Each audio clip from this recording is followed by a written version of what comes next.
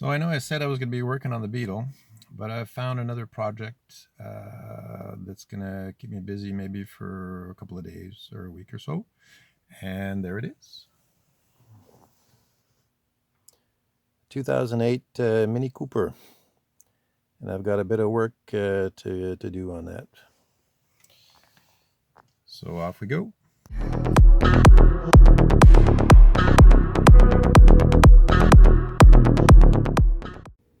So there she is.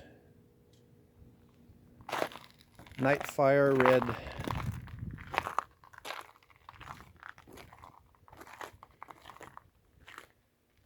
The engine runs, check engine lights on, bunch of ABS. The rear spring is shot, it's broken. The brakes are seized. Hasn't been running for more than 6 months.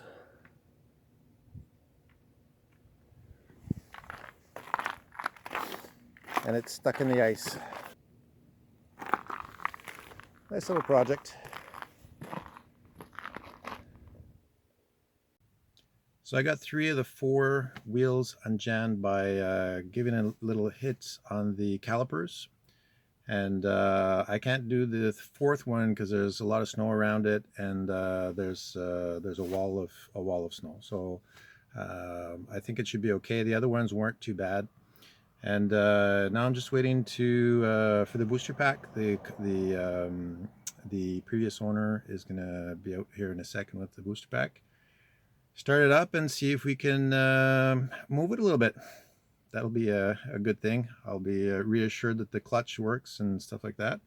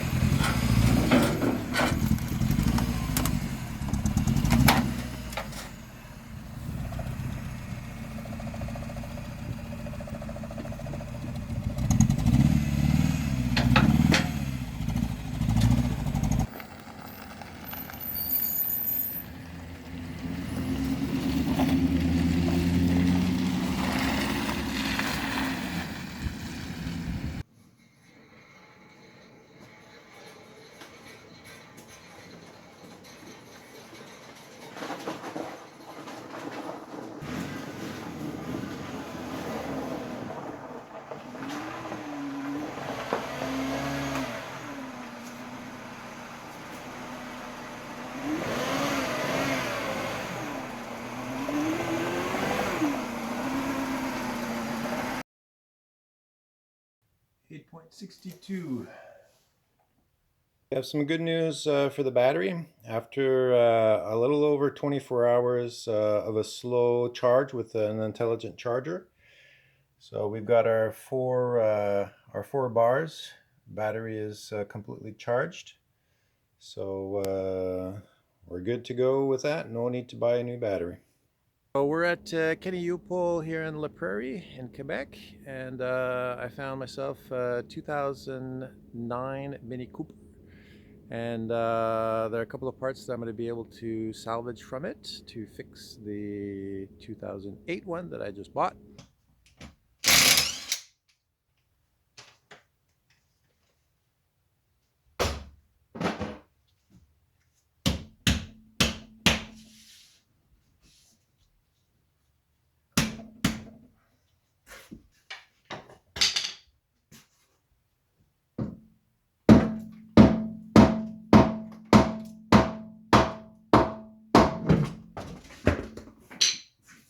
So here's my issue. Shock is broken. You can see a part of it over here.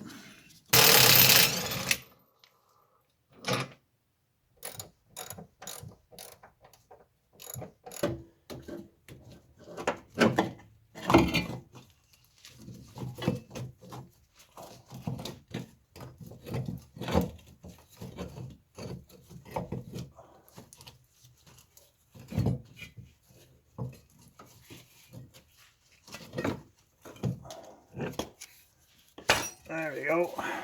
And this is the used one that I got at the scrapyard. So that one's solid and complete.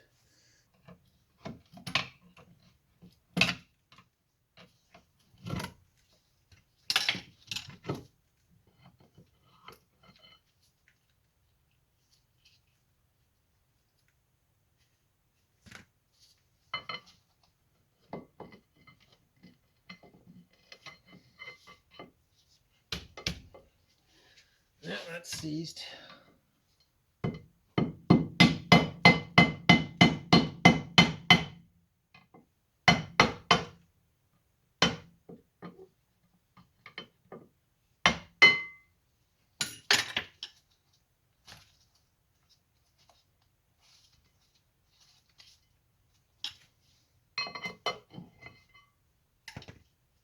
So I thought it might have been the calipers that were seized for the handbrake, but I can move the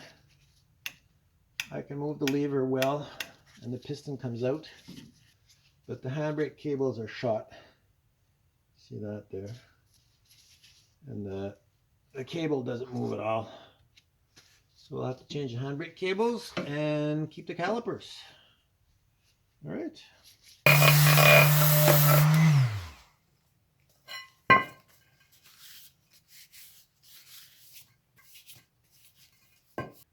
All right, so back from the auto parts store and a specialty shop that rebuilds calipers, and we have a new inner seal for the piston and a new dust seal for the piston as well, because the other one had a nice little hole in it.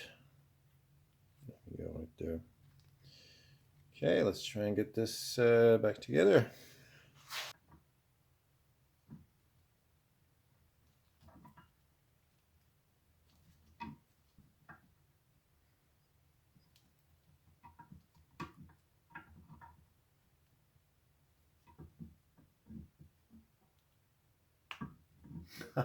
Crap. Yeah, boy. Seems impossible.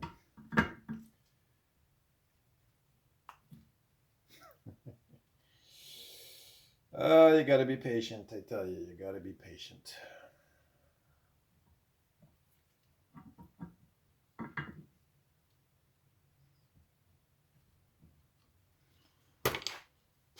Okay, I'm starting to lose patience here. So I gotta keep the seal as close to the edge as possible to be able to pass this before the piston goes in. Oh, I'm almost there, I think.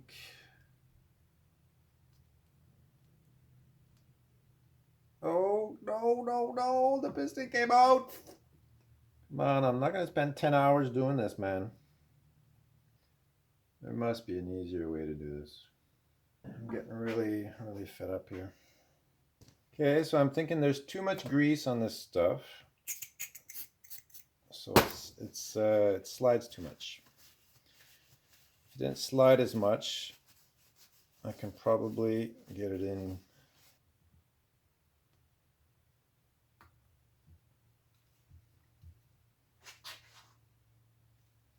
I think I have it. I think I have it.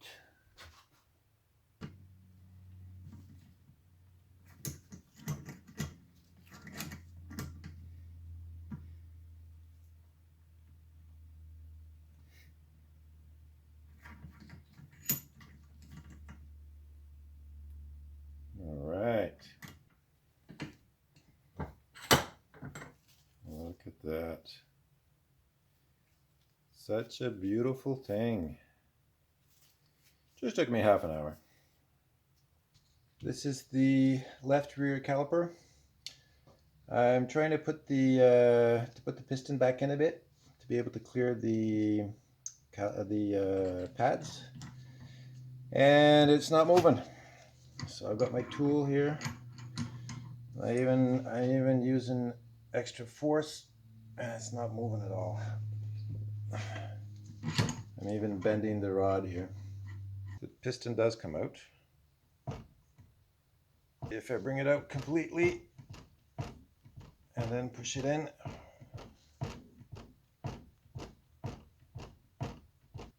no, I can't screw it back in. Well, let's take it out. Let's try it without the seal.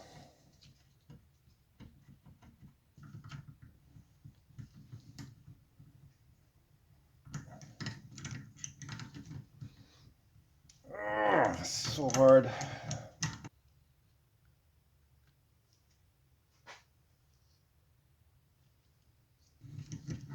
Yeah, it was the inner seal.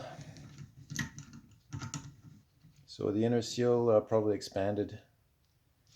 That's why it's blocking everything.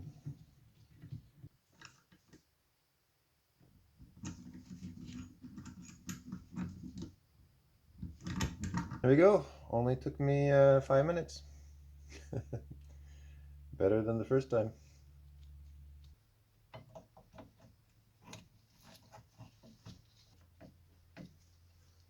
All right. Looking good. There we go.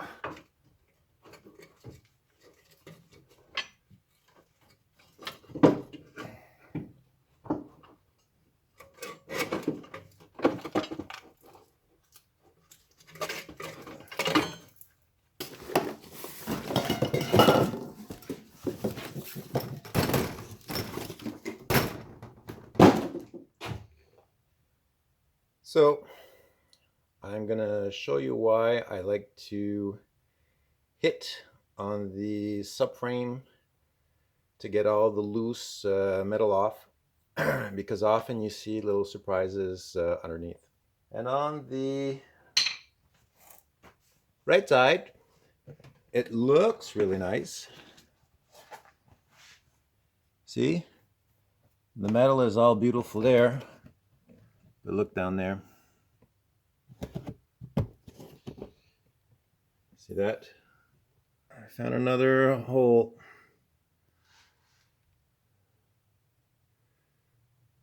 I hit it all over the place with the hammer. Everything else is good. Just that nice little piece there. Okay, so yesterday I saw that the subframe was rotten out. So I made some calls. I found a used subframe locally here for $300. And if I go to Kenayupo, where I was before to get some other parts for the car, it's $85, but I have to take it off. So I think that's what I'm going to be doing. I think maybe in 2 hours or so, I should be able to get it out. So that'll save me a little over $200 if I do that myself. The other issue, though, is that I want to make sure before I do that, remove the subframe on this one and change it, that the clutch is working well, that the transmission is working well, that the engine is good on power, because I haven't really driven the car yet. I just drove it on the trailer and I drove it, I think I only passed second gear for a little test drive in front of the house where it was. So I'm not sure that all this is good, and I don't want to finish changing the subframe, put everything back on, go for a test drive, and then I got to change the clutch, and I have to take all this stuff off again, or at least part of it, all the front end of the car. So what I'm going to do is I'm going to put everything back together now. I'm going to do my test drive, and we'll see after that what else needs to be done. To mention, I've seen this a couple of times on some cars. When people try to take the calipers off and they put them back on, some people put anti-seize on the caliper bolts. And this is the case actually today. I have anti-seize on the caliper bolts. So this is a big no-no. Actually, when you get bolts in a new kit, there's Loctite on it, a certain form of Loctite, because you do not want these bolts to come apart. So please avoid putting anti-seize on these bolts and as well on wheel lug bolts.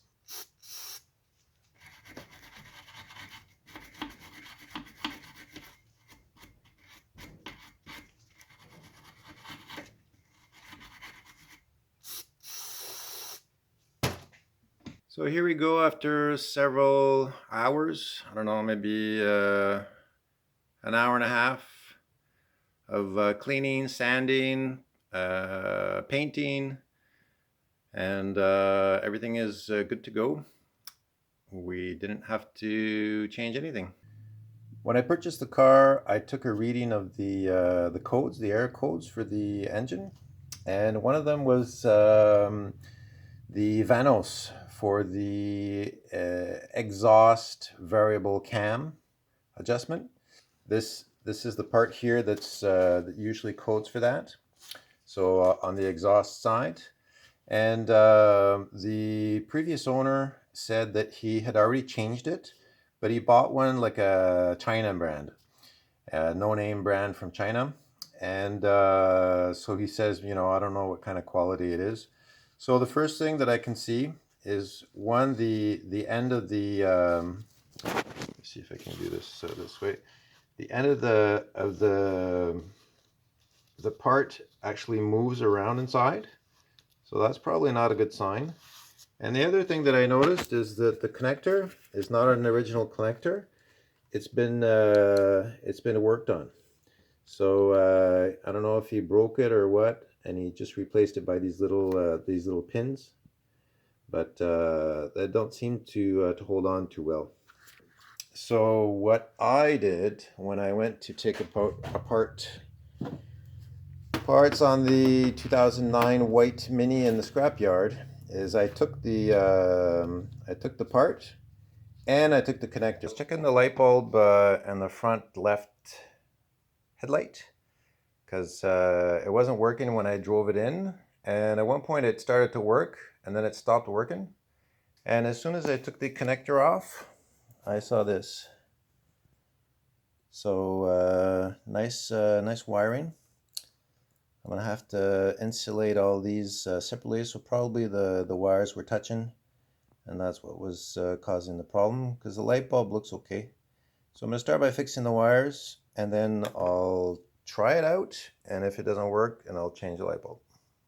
So the left headlight is working, so it took me a while, but I did figure it out in the end. Initially tested put in another light bulb. Same issue. Low beam was not working. High beam was working. After that, I saw that the wiring was the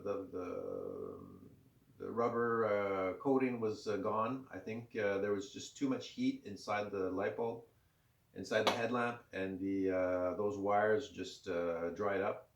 So fixed that. And then I took the left headlight and plugged it into the right side. The same connector, the pins are all at the same place. And the low beam worked. So it wasn't the headlight unit itself that was an issue or the light bulb. It was really after that. So on the right side, I checked to see which pins were linked to the low beam.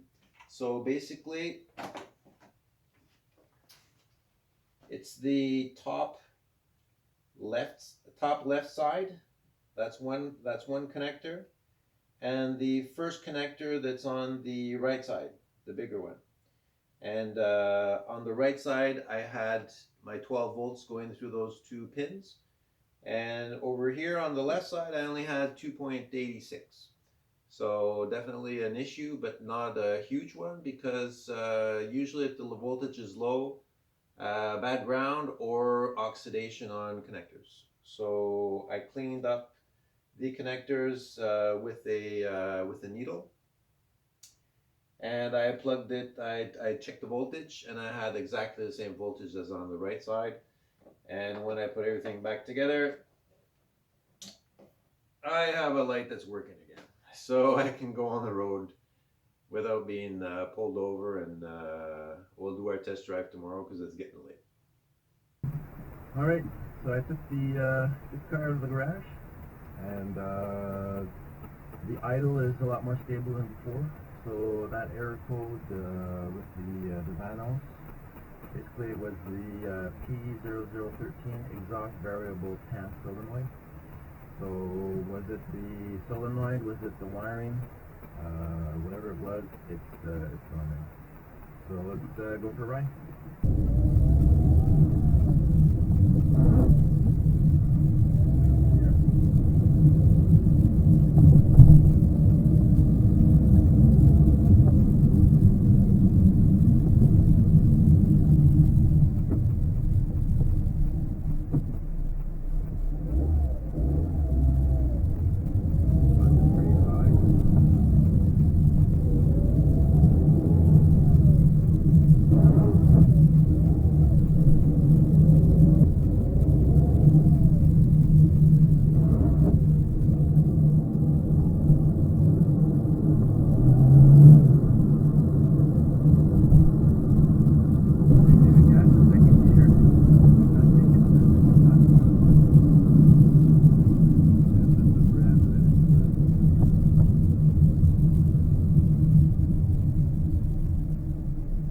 Other things to add to the list.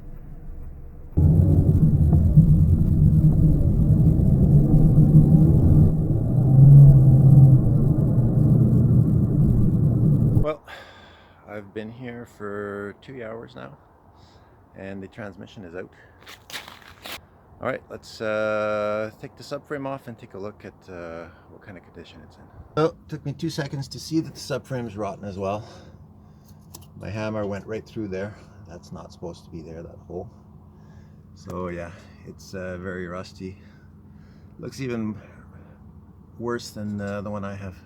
All right, so I decided to take the flywheel as well, because the other one is in an unknown condition, and if it's been slipping for a while, it's probably needs to be resurfaced. This one is pretty nice, just a little sanding with some sandpaper at home. Should be good to go, and I think it's like 30 bucks, not even, so it's worthwhile. I'm going to take it. And even the clutch is in a decent condition, and I think I'm going to take it also, because a new clutch is $350. So and here it's, I don't know, I didn't even look at the prices. I wasn't expecting to take the clutch, but yeah, so hopefully it should work out. All right, so I'm at another Kenny U-Pole today, trying to find a subframe, and this 2009 Mini Cooper has the worst subframe I've seen yet. Take a look.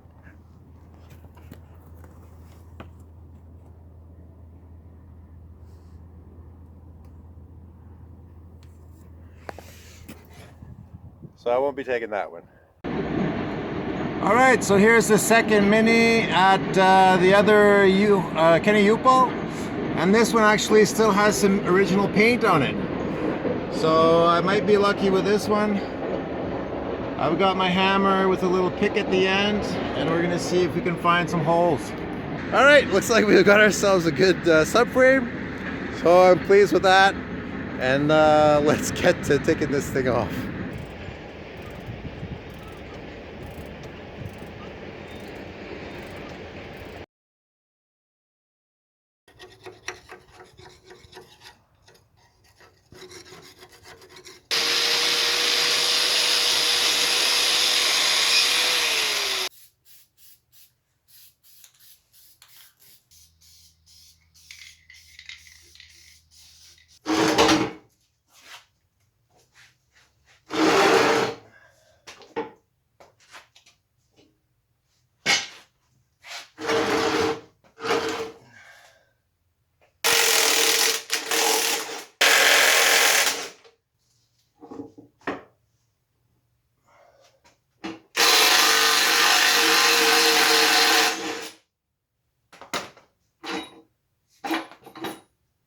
So, this is why we're changing the subframe.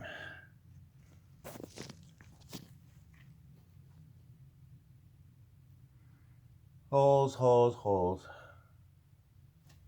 And I found a new one. Right there. And of course, on the other side, on the back side, there's that one too.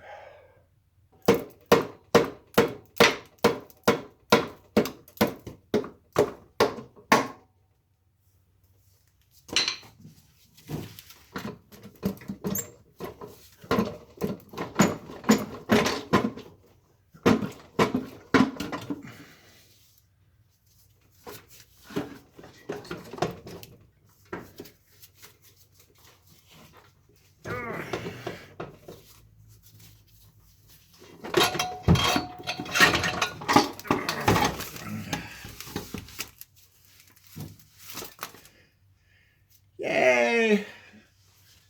He's out.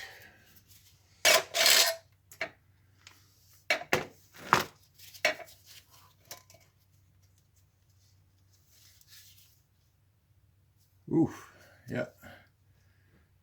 Right on the rivets.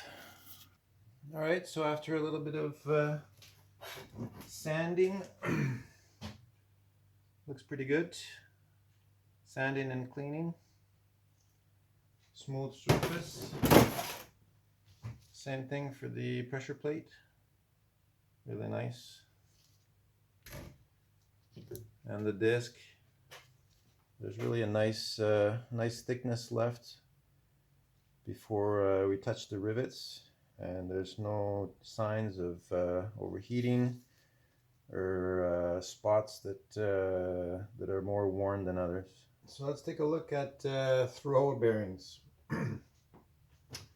This is the one that was in my car. So if you can hear.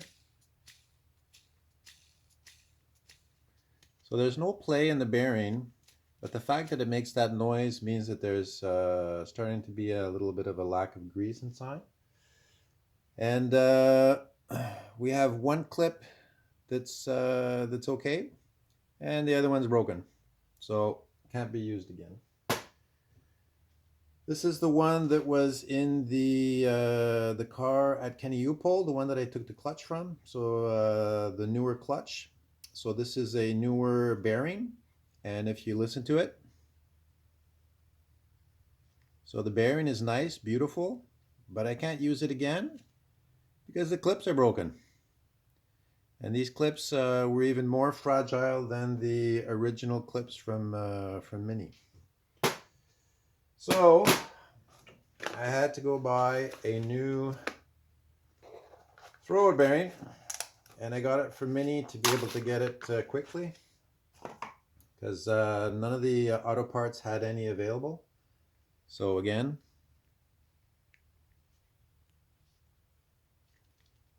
and we have two nice new clips, but they're tiny. I don't know why they put it. They made them so small. If you take a look at throwout bearing from the 56 Beetle,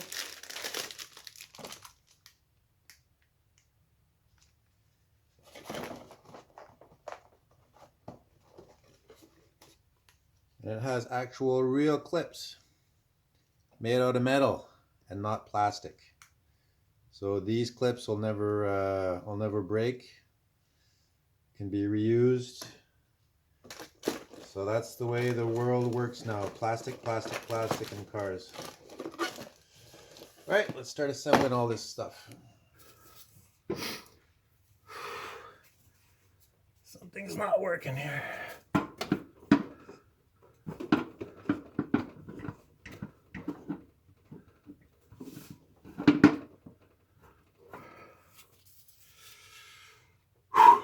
Okay, break.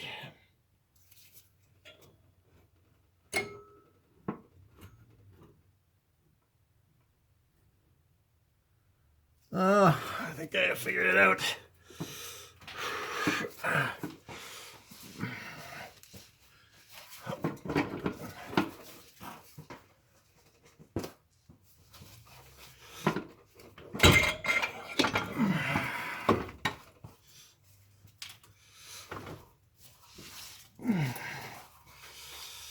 I think I figured it out.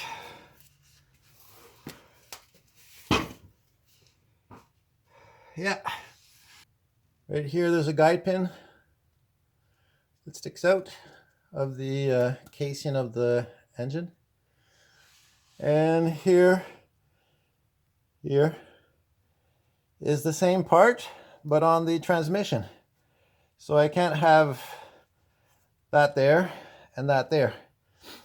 So one has to come out. So I gotta clear the engine stand.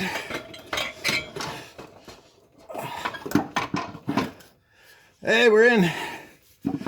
Hey, we're in. Perfect. All right, so starting to assemble the subframe again. And I don't think I mentioned this, but when I bought the subframe, I kept the suspension arms with it. And the reason I did that is because the bushings here at the rear, on the ones on the 2008 Mini Cooper were worn. They weren't completely finished, but they were worn. And these ones, it looks like they've already been replaced again, just like the clutch. So I'm going to keep those, and let's start putting things together again.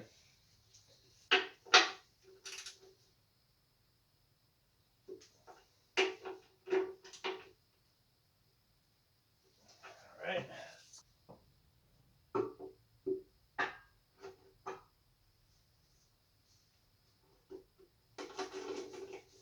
So always start the thread with manually. Make sure the threads are properly engaged, and after that we can use the gun. And double check.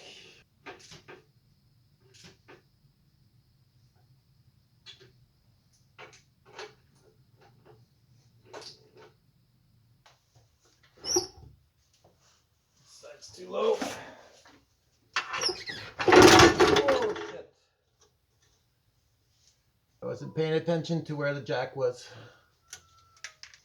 Okay, I can get those bolts in. Let's do that.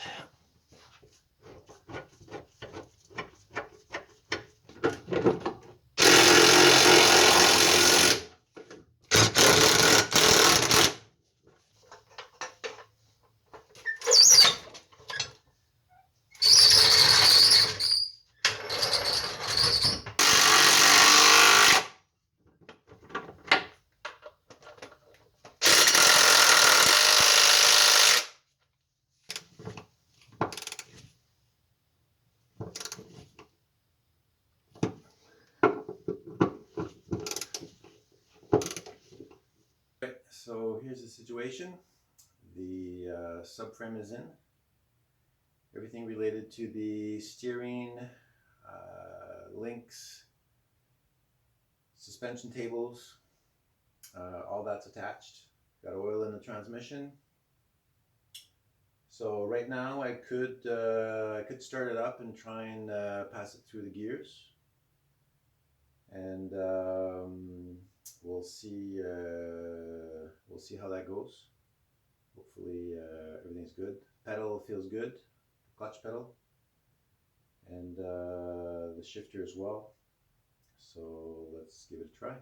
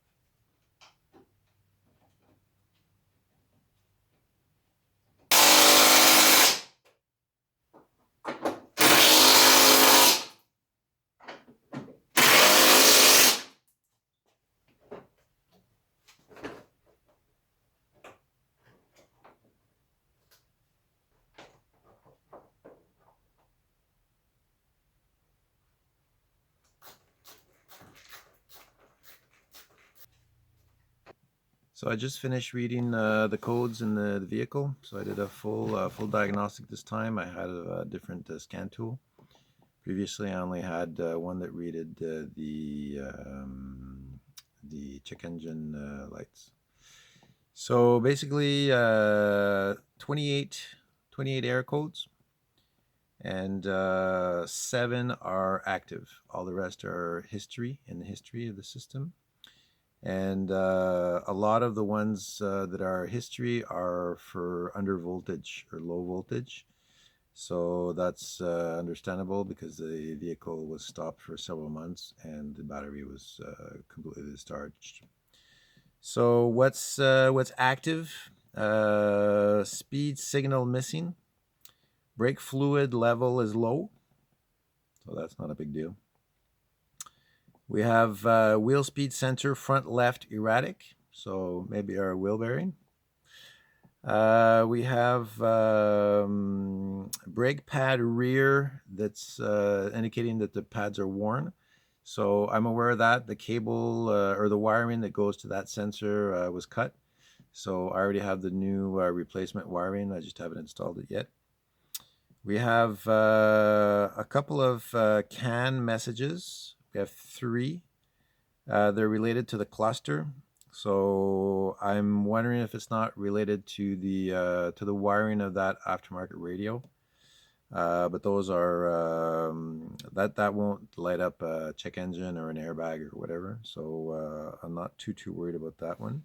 Okay, not too catastrophic. I think we'll be able to fix pretty much everything by replacing. I think I'm going to go with 2 wheel bearings in the front because both sides look about the same. And yeah, so I'm going to clear it now, and we'll see what comes back once I do all the repairs. I didn't have any play on the bearing, and it wasn't noisy, but this is the issue. This is the magnetic ring that's used for the ABS of the vehicle.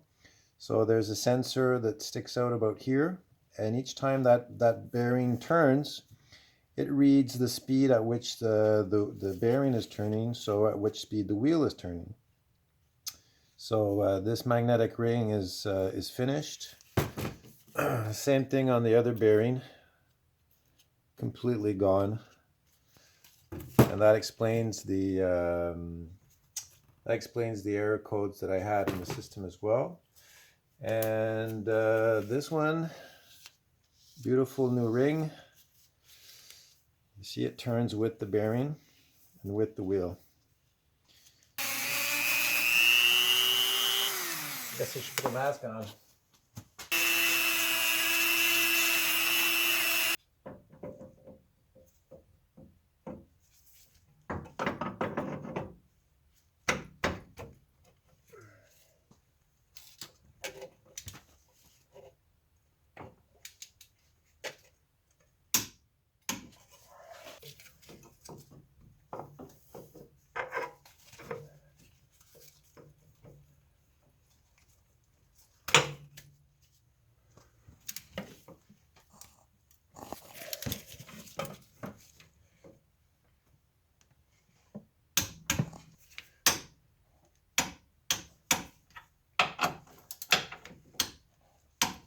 And since I'm reusing the old bolts and the Loctite is gone, I'm going to add some new Loctite.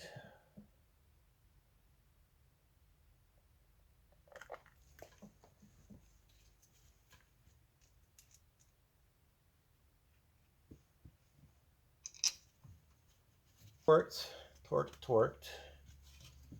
These are torqued. That was torqued. It's properly attached.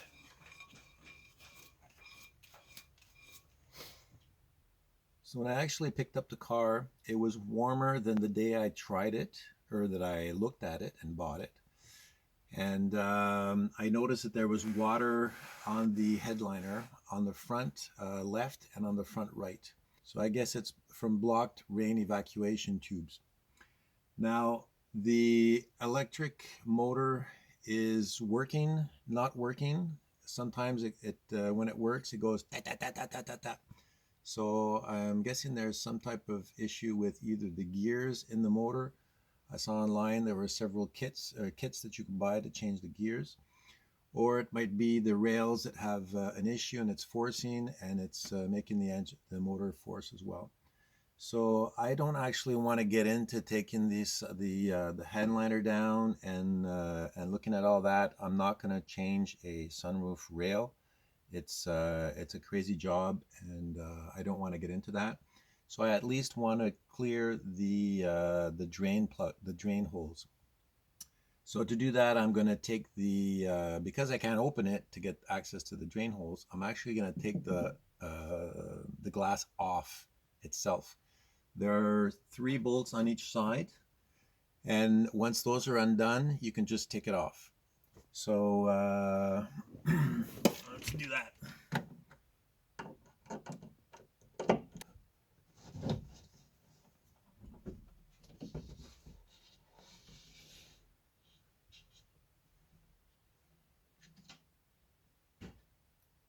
Beautiful. It's out. All right, so here goes the rear one.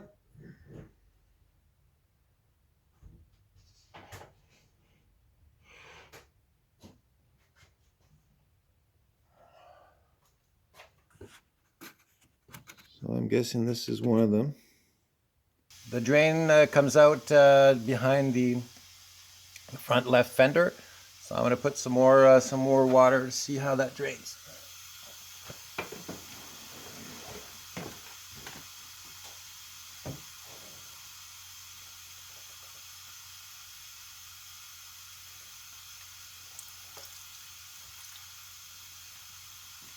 I'm going to put a bit of compressed air.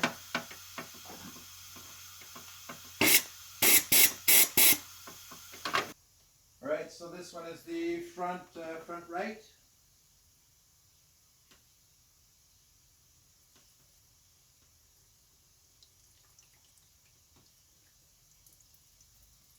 So for the rear, we got an exit here, and we got an exit here. Let's see what that gives.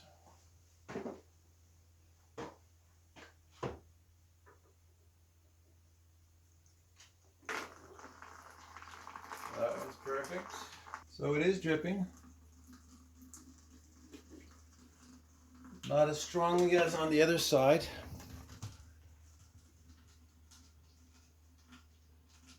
But still dripping nicely. So I might put a bit of compressed air in that one.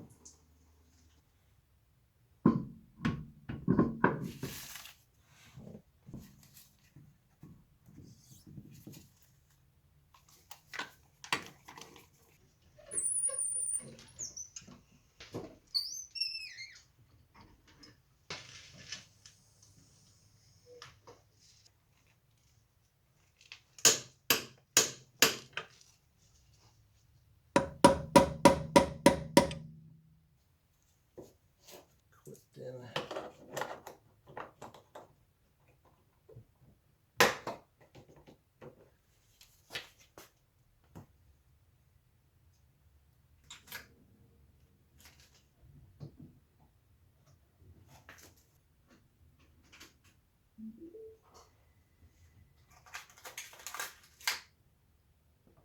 Oh, come on, why are you not working? Check the connectors and see if there's a problem with the wiring or something like that. So let's get this off.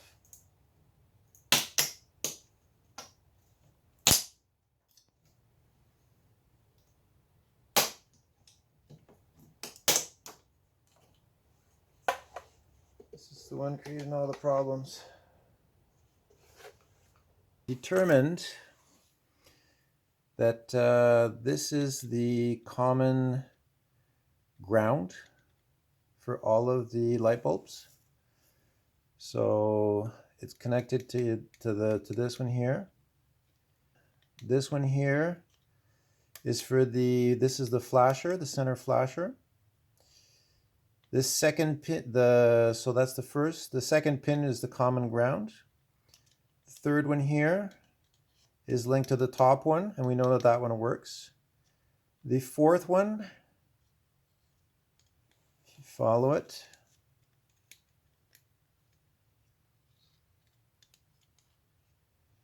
it goes to our middle, our third light, and this is the one that's not working. So I'm going to check the continuity between this surface here and the pin in the back. Okay, so we do have a continuity. And let's check the other one. The other one should be good. Yeah. So we have a continuity on both. So what does that tell us? That tells us that it's not a problem with this unit. Let's go measure at the car. And on the one where we're supposed to have this light here, there's only 0.7 volts going to it. So there's voltage, but not a lot. Not this panel. It's the wiring before it. And ironically, the front left headlight is not working again. So I believe the electrical issues that I have with the front left headlight, that there's very low voltage going to the light bulb, and the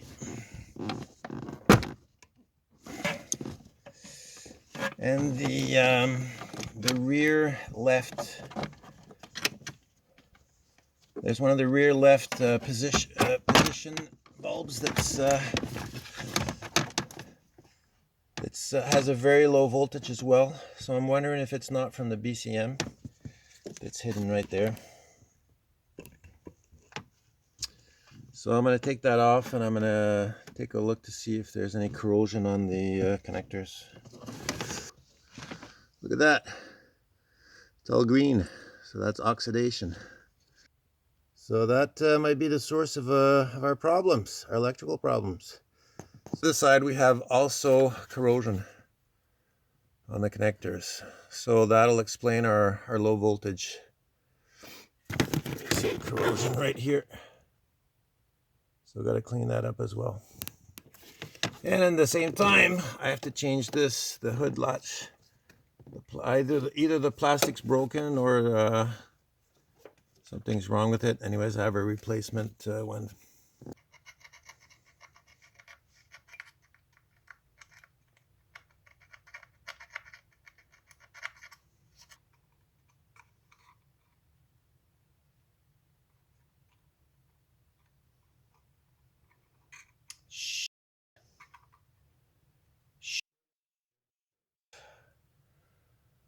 Well, that's not... Oh, no. One of them just broke off.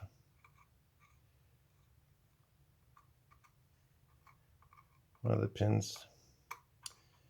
Well, I gotta change it. And then I gotta coat it.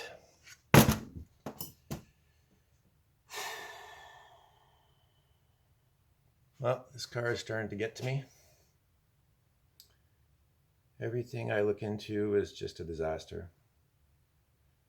I regret buying it. I could have done so many other things with all my time.